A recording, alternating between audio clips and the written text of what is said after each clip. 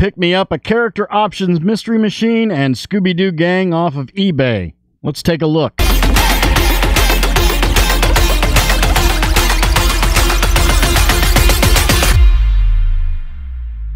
Greetings, toy heads, and welcome to another episode of Go Figure with me, your host, Eli Williams, here on the digitally Rebastard Network, the action figure show about news, reviews, collecting, tips, customizations, kit bashing, everything that goes into this fun, nerdy hobby that you and I both love. And in this special episode, we're going to be taking a look at a couple of eBay auctions that I won, being the character options Scooby-Doo gang and the mystery machine. Now, these are, I've always wanted a set of Scooby-Doo action figures and the mystery machine, because growing up, Scooby-Doo was always one of my favorite cartoons. And they never really made anything in the 1/12 scale per se.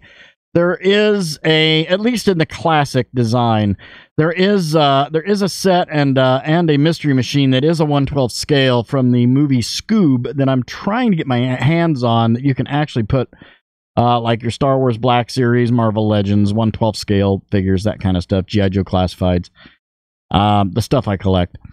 I'm trying to get my hands on one of those just to maybe either customize it or leave it as is. But I did come across these from the company Character Creations, which also made a lot of the Doctor Who toys and action figures. So let's take a look. They are in a more of a 1/16 scale. They're 5-inch. Well, I mean, they're in the 5-inch scale. More like the 3 1/4 inch, 5-inch scale in that area. As you can see, we've got Scooby-Doo here. They are articulated, not too terribly articulated. They do have articulation on the head. So taking a look at Scooby here, you can get the head all the way around. Does have jointed legs, so you can get a little bit of articulation out of those, but not a whole lot. Tail does have a swivel on it, and the legs, like I said, just have a hinge. They have a swivel at the body, and then hinges on the legs by the knee. Fred here, I wouldn't say that they're too terribly accurate, a little too cartoony actually, at least with Fred. Daphne and Shaggy look okay. Velma looks kind of strange. I got a good price for these. I think I paid like $12 for the car, or for the van, and I think these were like 20. But again, you know, they have the head movement on there. It's just a head attached to a neck going into the body. But, you know, arms all the way around. A little bit of an elbow. Nothing spectacular on these per se. But, you know, we've got, you know, 2, 4, 6, 8, 9 points of articulation on these. With the exception of Scooby has 10 because of the tail, so you got 2, 4, 6, 8, 9, 10. Yeah, Fred's kind of got a weird, weird look, just like, what? Shaggy does look. Fred's not wanting to stand up now. There we go. Shaggy doesn't look too bad. Shaggy actually looks like Shaggy. I mean, you can tell it's who they are. His hair's a little poofy, but looks more like the cartoon character than most of them. I think Shaggy and Scooby are probably the best representations of the characters in this. Again, you know, same 9 points of articulation. Nothing really at the feet. I hope that someday somebody will make some like 6-inch scale figures of these, like multi-articulated, and be true to the cartoon. Daphne doesn't look too bad. Not too bad. Oh, actually, Daphne has a. Does Fred? Are they have a? Okay. Daphne actually has she has 10 points of articulation. She has a waist swivel, so that's kind of interesting. She is articulated at the neck, but you're not getting much with that hair. But yeah, so you are getting actually a waist swivel. I don't know if Velma has that too or not. Let's take a look at Velma. Velma does not have a waist articulation. I don't know, she has a strange look to her. The glasses look right, but the hair is a little poofy. They're a little over-exaggerated.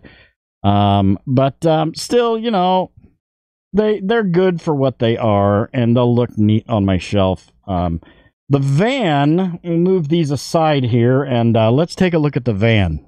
So here we are with the van. Now, the van does have, it's got a little bit of wear on it. As you can see here in the front, there's a little bit of scratch there, a little bit of scratch there. This has obviously been played with a little bit, but there's been some great care taken in this. I didn't pay a whole lot for it, so I'm not too, you know, upset about that. And I've got, I can do a touch up with my Sharpies. I'm pretty sure I can touch up these little scritches and scratches here on this thing. But it does have a hinge up here at the front, on the top, where you can actually get them to fit inside. We'll put Fred in there. So they will fit in the I want to say cockpit, in the front seat. The cockpit. Daphne is not, I don't think Daphne's going to sit well in there. Well, you can sort of get her in there.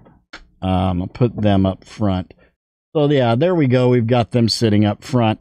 And then it also has this top flips up, and you have a it kind of unfolds, and you've got sort of the I don't know, mystery crime lab.